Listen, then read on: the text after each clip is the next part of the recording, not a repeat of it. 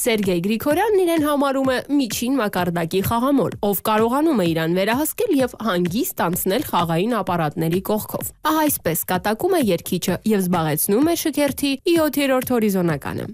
Եթե վերցնենք ուրեմն ազարտ խաղերը, որոնց մեջ մտնում է ուրեմն կազինոյի բիզնեսի ուրեմն մեջ մտնող խաղացանքը, այսպես ասեմ, հիմնականում ռուլետկան է, որը շատ եմ սիրում, եւ զառերն են, չկամ այդ ապարատային ուրեմն գործունեության մեջ։ Սիրում եմ ավելի լուրջ, ավելի այսպես բախտիկը մահաճույքից կամ հավանականությունից կախված ուրեմն խաղերը։ Իսկ եթե խոսենք ավելի լուրջ եւ ավելի անկեղծ, ապա Սերգեյ Գրիգորյանի տարերքը համակարգչային մտավոր խաղերն են։ Սերգեյը դրանցից առանձնացնում է հատկապես մեկը, որը բացահայտելու համար նա պարտավոր է իր բարեկամուհուն։ Կոնկվիստադոր խաղն է, որը ռուսերեն է եւ ինչ որ չափով նման է ով է ուզում դառնալ միլիոնատեր խաղին, հայտնաբերեցի բավականին անսպասելի, սկզբում շատ դժվար էր, շատ, որովհետեւ թե այդ արագությունը, թե առհասարակ հարցեր կան, որոնց պատասխանը չգիտես եւ չկա հուշում։ Սերգեյը շատ է տարվել այդ խաղով։ Բավական է հետևել, թե նա ինչ սիրով եւ հաճույքով է պատմում ու բացատրում խաղի բնույթը։ Խաղում ես օնլայն խաղացողի հետ, գրավում ես տարածք քո մտավոր ուրեմն կարողություններով եւ բնականաբար շահում ես ոչ միայն միավորներ, այլ նաև դրամ, որը կարող ես ուրեմն օգտագործել այդ կայքում ցանկացած ուրեմն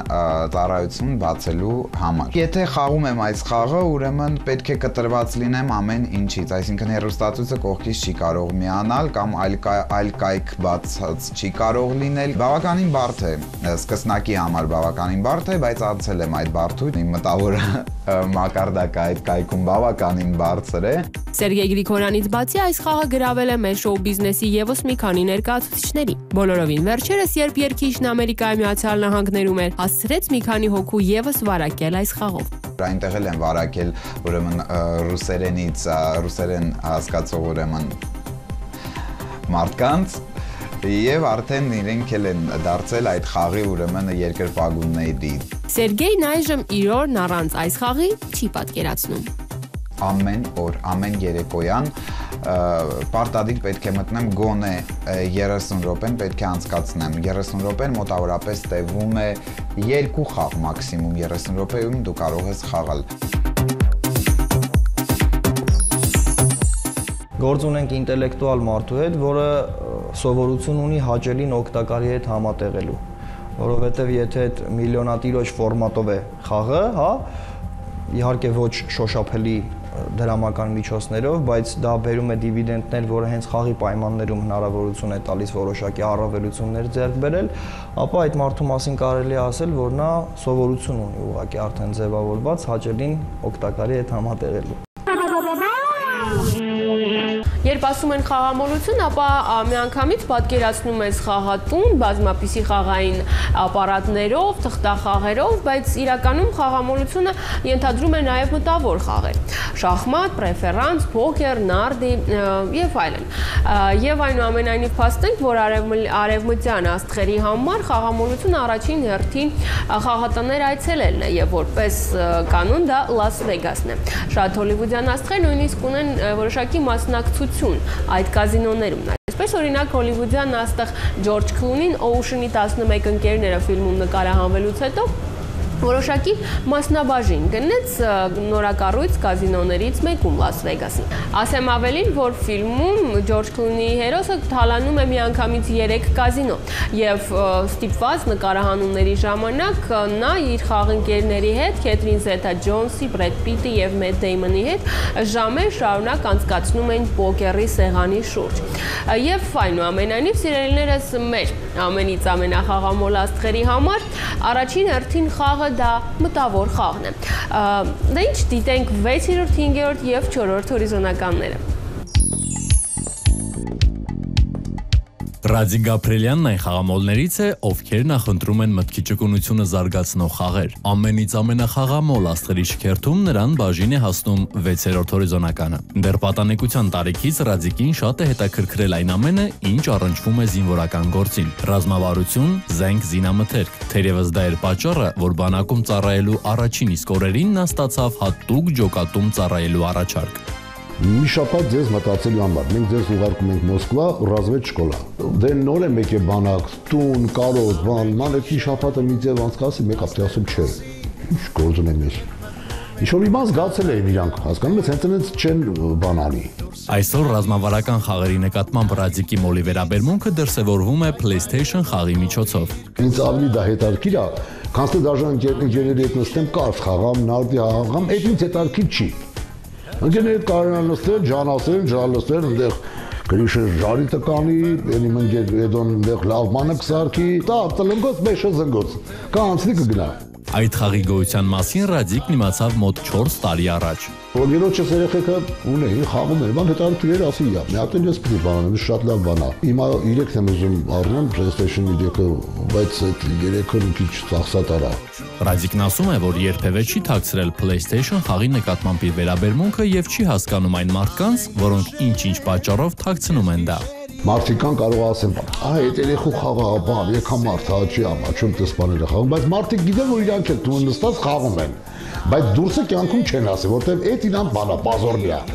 Ռադիկը հիմնականում խաղում է տանը, մենակ, որպեսզի ոչ ոք չխանգարի իրեն, ինչպես է դրան վերաբերվում նրա երկրորդ կեսը։ Անոն մեկ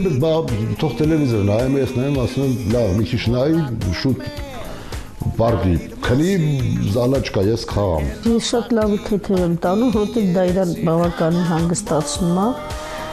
չնայած իր այդ ազարտի խաղի ժամանակ իր այդ շատ էմոցիոնալ է ինքը դե, բարձրավոր խաղում էլ պիտի դա արտահայտվի։ Բայց անունը լավ արակված, ինքն էլ է խաղում։ Ինքը մենակ մեքենաներ է, գոնկի է խաղում։ Որ հարց է լինում կիսելու հեռուստացույցը, մի քիչ ասում լավ ռազմիկ չէ, ես խաղամ, հա, ես այս գրոջ ասում եմ, եսա դու։ Չէ, լավ քշում արդեն, բարակվել է, բայց ես օրինակ վարպետիկն եմ դրա, էլի, ինքը լավ պրեզնատ գալի, որ ես վարպետիկն եմ։ Բնականաբար տրամաբանական հարց է ծագում, ով է զիջում հեռուստացույցը, եթե երկուսն էլ միաժամանակ ցանկանում են խաղալ, եւ զիջում են արդյոք։ Ես էլ ուրիշ եմ խաղում, ես ակվարիում եմ սարքում ինտերնետում։ Շատ սիրում մեծ ակվարիումներ ունեմ գեղեցիկ ձկներով, հետաքրքրությունն էլ ընդեղ է։ Ամեն գիշեր, կես գիշերին։ Եթե մարդու աշխատանքի բնույթը այնպիսին է, որ կուտակված ագրեսիան, որը մեզնից յուրաքանչյուրիս մոտ ստրեսների հետևանքով կուտակվում է, չի կարողանում կենցաղում միանգամից դուրս բերել, ապա նա դիմում է այն միջոցներին, ինչպիսին դիմում է կոնկրետ դեպքում Ռադիկ Գաբրելյանը։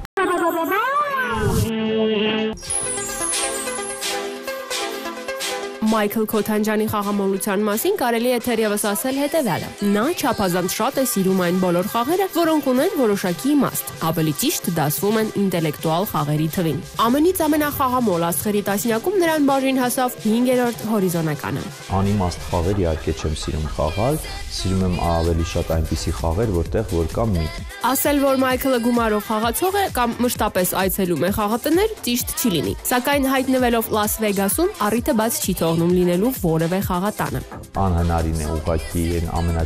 ոչ խաղամոլ մարդը ինձ թվում է չի դիմանա Լաս Վեգասին եւ անպայման կխաղա։ Չես ափսոսում այդ քաղաքում, որտեղ ինքը այնքան գեղեցիկ է այդ ամեն ինչը, այնքան լավն է, այնքան շքեղ է, որ նույնիսկ երբ որ պատվեցի ես չի ափսոսում։ Վերադառնանք Մայքլի ինտելեկտուալ խաղերի նկատմամբ ունեցած սիրուն։ Սկսենք Մոնոպոլիա խաղից, որը Մայքլը խաղում է դեռ մանուկ հասակից։ Ընտանիքիս անդամների հետ եմ խաղացել, քույրիկիս, եղբորս, զարմիկներիս, եւ մինչեւ օրս պահպանվել է այդ տրադիցիան մեզ մոտ, երբ որ հավաքվում ենք բոլորովս եւ նստում ենք եւ սկսում ենք խաղալ այդ խաղը։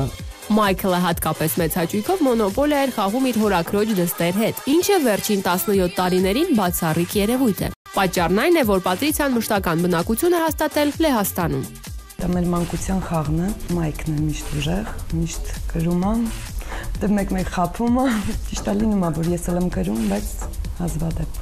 Պատրիցիայի այս այցելության ժամանակ Մայքլը նրան սովորեցրեց եւս մեկ ինտելեկտուալ խաղ՝ շախմատ։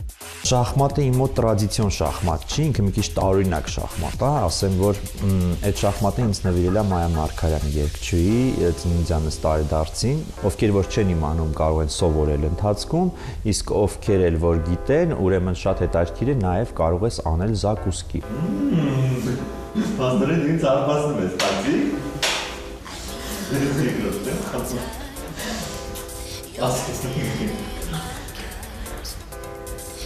Այս տարի Մայքը ինձ սովորացրեց շախմատ խաղալ։ Դե այս ուրիշ ձևի շախմատ է, ոնց որ մի քիչ հետաքրքիր է ավելի։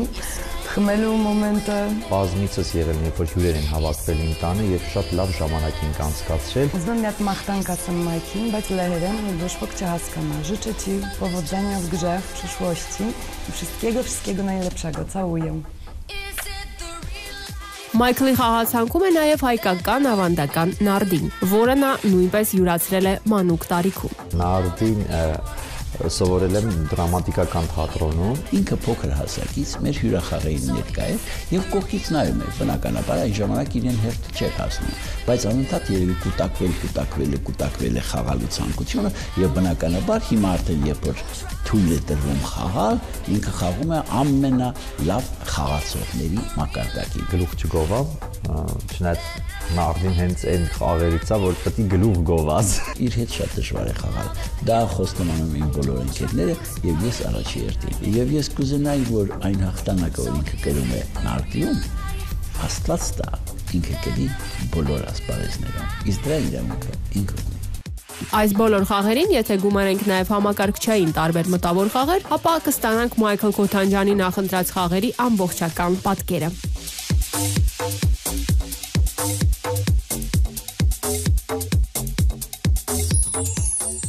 Երբ որ դու մոնոպոլիա խաղի ընթացքում կարողանում ես հասկանալ, թե ինչի վրա անես համապատասխան ներդրումը, որը քեզ հետո կբերի ավելի մեծ դիվիդենտներ։ Սա ավելի շատ ապագան կանխատեսելու հնարավորությունն է, որը մարդու մոտ զարգացնում է այս խաղը։